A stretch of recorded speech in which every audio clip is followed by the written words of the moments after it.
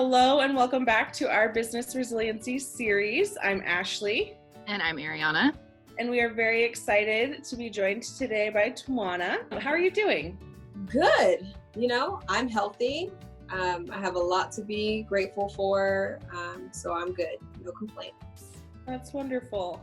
To get us started, could you share with us a little bit about yourself? Absolutely. I'm Tawana Nobles, a wife, mother, community member here in Pierce County.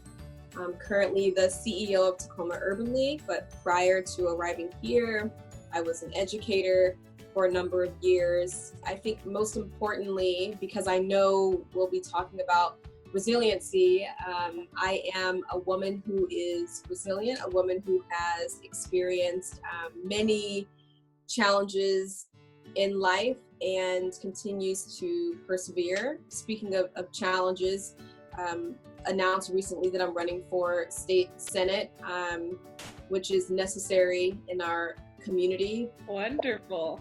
And when you say resilient, what does resilient mean to you? So I'll start off by telling you what it doesn't mean to me.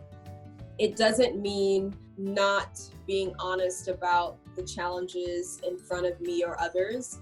It doesn't mean ignoring things. It means being present. It also doesn't mean that I just get over things or that I expect for others to just get over things. What it means to me is I know I will be okay. It means that I have hope and that I know I am strong, that I get to be in touch with my feelings, my emotions. I get to be honest about like this day, this issue, this situation completely sucks. But I know I will be able to move forward after this, that I'm sure of. That's beautiful. We've had a lot of different definitions of resiliency so far. And I think it's really interesting how you started off with what it's not, because that can be one of the most powerful things for us, right? Like identifying what something is not to figure out what it is. So I really love that unique approach. Thank you. Yeah, you're welcome.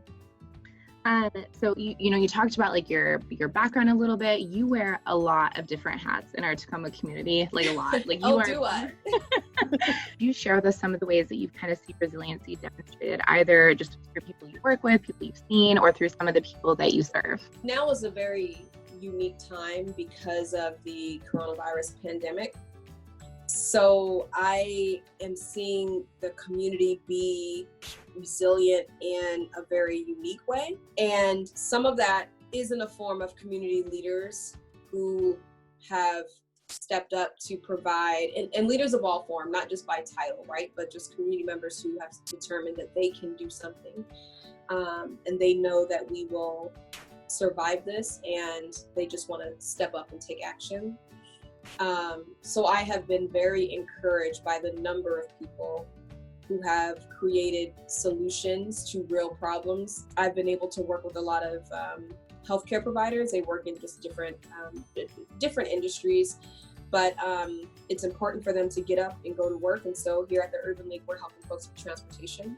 So if they are an essential worker, we will use Lyft codes to help them to get to work since the bus routes are reduced.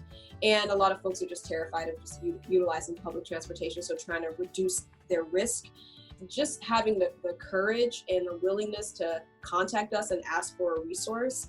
To me, those are the community members who are resilient. I can say like within my own circles and what I've seen, like it's been really beautiful seeing how resilient people have been through this, and through that, like their compassion for others, like how do we figure it out together and be stronger because of that? And it's been such, especially like in our Tacoma community, it's been such a wonderful thing to see and really inspiring. Last week, you posted about some of Tacoma's Black businesses really being in jeopardy. And so we wanted to ask, what are some of those things that we can do as a community to really support them? We're such a strong people, so we will survive this. But I'm also grateful that we're taking all of the precautions seriously and doing what we can to step up and help others. But this will impact the Black community harder than a lot of folks in ways that we are familiar with, but because this pandemic is unique, also in some ways that we are not always thinking about. So it's important that the community is making sure that if they're supporting not just Black businesses, but Black youth, Black mothers, Black families who are pregnant, who need resources, that the community is just aware that the Black community is disproportionately impacted on a normal day. And you add a crisis, you add a pandemic to that, and it falls on us heavier than a lot of other communities. So I think the community just needs to be aware and needs to try to be a great advocate. We need to be using our voice to say, we can't treat everyone in the same way. We need to think about equitable processes. So it's important right now that we are just keeping an eye on, like, where are the gaps and where do we need to communicate more information? How can we reserve a portion of these funds for communities of color? It's great that we're offering funding and we have these processes, but not if everyone can access it equally. Because that first come, first serve is not benefiting our entire community. That benefits those in the know, those who are prepared, those who actually have someone in the financial office who can get the finances together. But if I gotta rock my baby and feed my family and then do the finances for this application, applications have been submitted by larger organizations, more resource organizations. So the system, the process is broken. We have to change it so that we're making sure that we're thinking about everyone in our community. I think that that's really impactful, and thank you for sharing all of those challenges.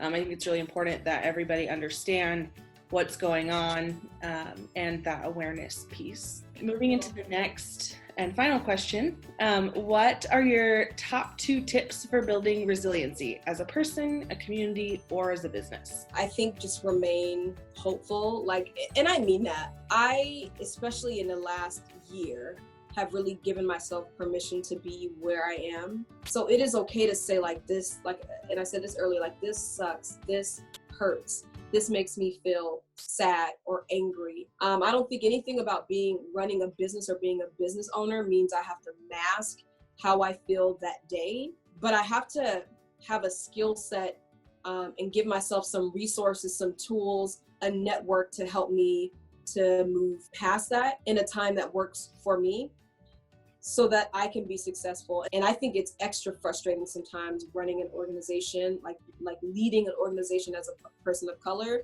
as a Black person, and as a Black woman. People expect for us to work magic. And I get it, because there is Black girl magic. So I understand it. But I'm like, but are you gonna give me some money to do that? Are you gonna give us, some staff capacity to do that? A sister will do what she can do. I'm not a miracle worker. So I think also making sure that I'm advocating for myself.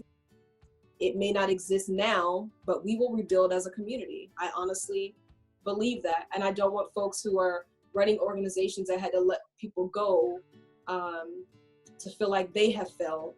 Our entire country is hurting and having to make very difficult decisions that none of us could have imagined just last month. So I want people to hang in there and know that we will survive this. We will work together to figure out how we rebuild, but it will look very different. We're in a point of flux and change right now as a community, and during those times of transition, they're the most difficult, but it's also when we're the most apt to shift our mindset and learn and be open to new things. And I think with you at the helm, really, of anything that you're doing, I'm excited. Well, was there anything else you wanted to add? Because of this, now our State of Black Tacoma is virtual and free. We were charging a ticket price when it was going to be a luncheon, just because the meals and everything are expensive. But now it's free. So our State of Black Tacoma, the COVID edition, is May 7th at 11 a.m. I don't know if you had this plan before, or if you too pivoted and said, we need to be getting some advice out there, helping people to keep it together. There are folks who have things to share. So I'm grateful that you too are figuring out what you can contribute during this difficult time and keep people lifted. So thank you. Yeah, thank you.